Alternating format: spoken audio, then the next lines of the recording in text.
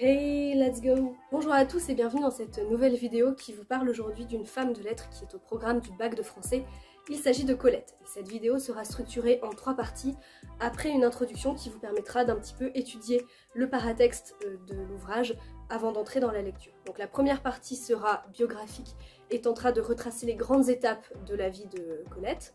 Ensuite, je vous parlerai des 2 œuvres au programme, à savoir Sido et Les Vrilles de la Vigne. Et pour terminer, nous nous questionnerons sur les enjeux du parcours associé, c'est-à-dire la célébration du monde. Maintenant que le programme est clair, sachez que je mettrai d'ailleurs le minutage dans la description pour que vous puissiez aller directement là où ça vous intéresse le plus. On peut essayer de prendre le livre entre les mains. Alors je ne sais pas quelle sera l'édition avec laquelle vous allez travailler, mais vous verrez, on aura les mêmes informations. Et puis on va essayer déjà de décrypter un petit peu tout ce qu'on voit. Alors on commence par ce qui peut sembler une évidence, mais en fait ça l'est pas tant que ça, c'est le nom de l'auteur, Colette. Colette n'est pas le prénom de la romancière, c'est en réalité un nom de plume qui vient de son nom de famille, puisqu'elle s'appelle Sidonie Gabrielle Colette. Et en réalité elle a mis du temps à s'approprier ce nom de plume, j'y reviendrai dans la partie biographique, mais donc de voir que ses ouvrages sont signés du nom de Colette, en fait ça en dit long sur son état d'esprit au moment de la publication de ses ouvrages. Ensuite on a les titres. Alors Sido pour commencer, qui semble donner le nom du personnage éponyme. On a l'habitude de ce genre de titre un peu traditionnel. On peut penser à Aurélien, à Corinne, à Madame Bovary, que sais-je. Ici, là c'est un petit peu différent parce que c'est pas un prénom complet mais c'est plutôt un surnom ou un diminutif. En tout cas ça ne connote rien de très spécifique dans l'imaginaire du lecteur. Et puis le second titre, Les Vrilles de la Vigne, est encore plus poétique et donc moins clair. Ce qui est intéressant, c'est de voir aussi qu'ils apparaissent dans un ordre non chronologique, puisqu'on a d'abord Sido suivi des Vrilles de la Vigne, alors qu'en réalité, chronologiquement, ce sont les Vrilles de la Vigne qui ont été écrits en premier, en 1908 pour être plus précis, c'est-à-dire qu'on est pendant la période de la Belle Époque, on a une forte croissance économique, beaucoup de développement et d'inventions techniques, on peut penser au cinéma, à la radio, à l'automobile, ou ne serait-ce qu'à l'électricité domestique. Par contre, il y a quelque chose qui ne change pas, c'est la place des femmes, et ça va être important aussi pour nous dans notre étude, notamment parce que le code civil de Napoléon est toujours en vigueur, et que c'est ce qui va encourager un certain nombre de femmes artistes, notamment à l'époque, à revendiquer leur liberté, notamment leur liberté sexuelle à travers leur bisexualité ou leur homosexualité, et puis à jouer aussi avec les codes de la féminité et de la masculinité, en portant par exemple des pantalons, des gilets, en fumant le cigare, ou en se coupant les cheveux très courts, avec une coupe qu'on appelle justement à la garçonne. En revanche, Sido a été écrit plus de 20 ans plus tard, en 1930, donc là on n'est plus à la Belle Époque, mais on est dans ce qu'on appelle les années folles, donc là aussi une période d'optimisme après la Première Guerre mondiale et de prospérité aussi sur le plan économique, et avec une certaine, cette fois, libération et évolution des mœurs, notamment sous l'influence de femmes telles que Coco Chanel qui a proposé des vêtements plus courts, plus confortables, et l'abolition du port du corset. Dans l'édition Le Livre de Poche, l'illustration qui a été choisie sert plutôt à illustrer le premier texte, c'est-à-dire Sido, puisque c'est une photographie de la mère de Colette, donc on voit que ce n'est pas un personnage fictif mais que c'est bien une véritable personne, ici en l'occurrence une femme d'un certain âge, vêtue simplement mais avec élégance et qui est photographiée dans une activité quotidienne dans son jardin. On peut reconnaître aussi une illustration un peu plus cachée des Vrilles de la Vigne avec le treillage qu'il y a en arrière-plan et une plante grimpante dessus, du lierre ou de la vigne vierge probablement.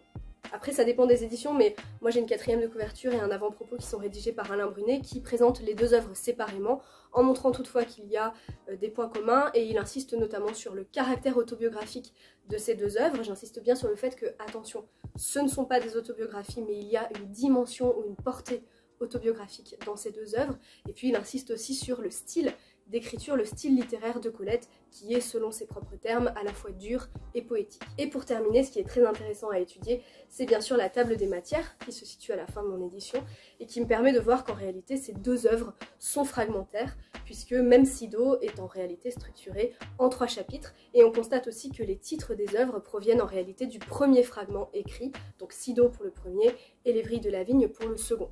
On reconnaît d'ailleurs dans Les Vrilles de la Vigne les principales thématiques qui vont être abordées par Colette et qui se retrouveront dans les 2 ouvrages, à savoir la nature, les animaux, la rêverie ou encore le divertissement.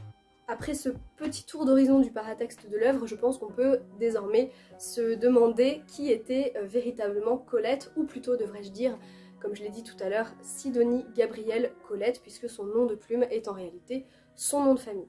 Alors elle est née en 1873 à Saint-Sauveur-en-Puisaye en Bourgogne. Ça peut sembler anecdotique, mais en réalité, vous le verrez à la lecture, la terre natale de Colette est très importante pour elle. Et pourtant, Colette n'était pas destinée à l'écriture ni véritablement à la vie parisienne. C'est en réalité sa rencontre avec Willy, qui s'appelle Henri Gauthier-Villars, qui va complètement changer sa vie, pas toujours en bien d'ailleurs. Mais c'est un personnage que vous allez beaucoup croiser, ce Willy, si vous vous intéressez à Colette, et pour cause, c'est lui qui l'a complètement façonné. Je m'explique. En fait, Colette épouse Willy quand elle a seulement 20 ans. Lui, il a 15 ans de plus qu'elle et il a déjà une renommée, une certaine célébrité à Paris parce qu'il dirige un atelier de production de romans, qu'il signe d'ailleurs tous de son nom alors que ce n'est pas vraiment lui qui les écrit. J'essaye d'être plus claire.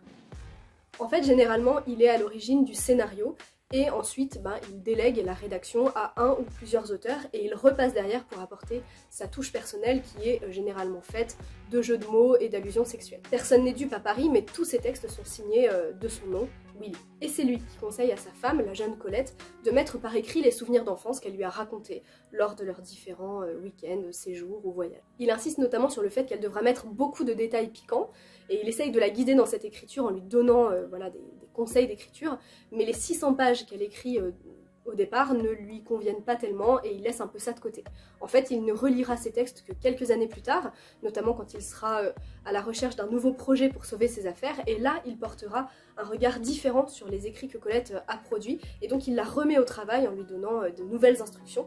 Il lui demande notamment d'abuser du patois et d'ajouter des détails piquants, notamment à travers des ambiguïtés amoureuses. Le premier roman qui sort s'appelle donc Claudine à l'école, et il est signé du nom de Willy.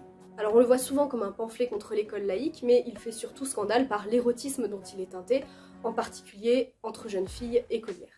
Mais c'est un succès phénoménal et un argument marketing imparable, puisqu'on trouve de très nombreux produits dérivés de Claudine à l'école.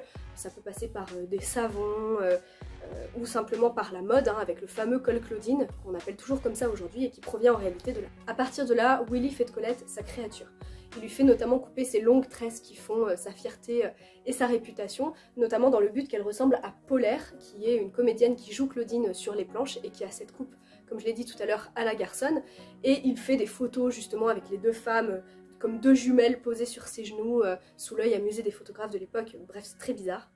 Mais avec Willy, Colette a appris la discipline de travail et elle est entrée en littérature. Il lui a notamment permis de développer son style, un style marqué par la concision, par la brièveté, et qui fera son originalité. Mais leurs relations deviennent de plus en plus tendues et Colette essaye de conquérir sa liberté, et elle le fait de deux grandes manières. La première, c'est qu'elle prend des cours de pantomime dès 1905. Elle se réapproprie de cette manière son corps, même si ses performances sont scandaleuses et font débat, notamment avec un spectacle qui s'appelle Rêve d'Égypte, dans lequel elle joue une momie qui tombe amoureuse de l'archéologue qui la met au jour. Le problème, c'est que cet archéologue était joué par une femme, Missy, on en reparlera tout à l'heure. Donc forcément, ça a été extrêmement scandaleux, et puis Colette est aussi la première à avoir dévoilé sa poitrine au music-hall, et sa renommée est d'ailleurs internationale, et elle en parle beaucoup, vous le verrez à la lecture, dans Les Vrilles de la Vigne. Et puis il y a une deuxième manière de conquérir sa liberté, c'est par ses relations amoureuses. Et elle tombe notamment dans les bras de Missy, la marquise de Morny, que vous croiserez souvent si vous vous intéressez à Colette, avec qui elle a vécu une relation pendant plus de 5 ans. Missy, ce genre masculin, fait de la boxe, de l'escrime, monte à cheval,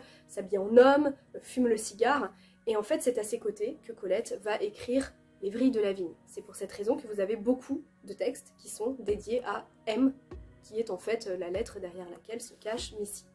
Notons que Colette a eu d'autres relations, aussi bien homosexuelles qu'hétérosexuelles, et elle est l'une des premières à parler ouvertement de la question du genre et de la question de l'orientation sexuelle. Et d'ailleurs, pour faire évoluer les mentalités, elle joue elle-même beaucoup du travestissement. Elle a aussi consacré des écrits à Paris au début de la Première Guerre mondiale, quand Paris s'est retrouvé aux mains des femmes et que les femmes ont connu une certaine période de liberté, notamment en se passant du corset et en vivant en pantalon. Et puis elle se mariera avec 2 autres personnes, Henri de Jouvenel qui est patron de presse avec lequel elle aura une fille, mais qui s'éloignera un petit peu de son épouse parce que elle lui met un petit peu des bâtons dans les roues avec sa réputation sulfureuse, lui qui vise une carrière politique, il sera d'ailleurs sénateur et ministre. Et puis son dernier mari, qui a été déporté dans un camp lors de la rafle des notables et ça mettra un frein à la carrière au music-hall de Colette. Par contre, Colette n'a jamais parlé de politique, elle s'est toujours tenue à l'écart de l'histoire en estimant que c'était tout simplement pas sa place, même si elle a fait des gardes de nuit auprès des blessés pendant la Première Guerre mondiale et qu'elle s'est rendue sur le front à Verdun en 1916 malgré l'interdiction, mais c'est à peu près tout, sinon elle ne prend jamais aucun parti sur le plan politique. On lui a d'ailleurs reproché d'avoir parfois changé de journal, et à chaque fois qu'elle a changé de journal, c'était plutôt pour des raisons éditoriales ou financières. Mais elle n'a pas fait que ça, elle a aussi écrit un livret d'opéra, elle a fait adapter ses romans au cinéma, elle a fait beaucoup de promotions pour ses ouvrages, elle a beaucoup voyagé, on parle notamment souvent de la Bretagne et du Midi comme des terres d'accueil fondamentales pour Colette, même si elle est aussi partie à l'étranger, en Belgique, au Maghreb, en Italie, aux États-Unis.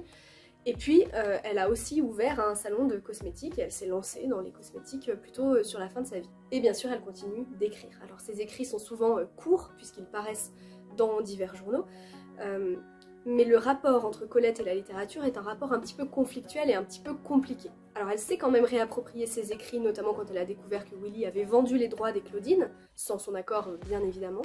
Et à partir de ce moment-là, elle commence à signer de son nom. Elle ne s'appelle plus Willy, elle ne s'appelle plus Colette Willy, mais elle s'approprie progressivement, ça prend du temps, hein, elle s'approprie le pseudonyme de Colette et elle développe sa propre littérature, qui est une littérature très empreinte de nostalgie, très poétique, et qui tourne notamment autour de thèmes centraux tels que la nature, sa terre natale ou les animaux.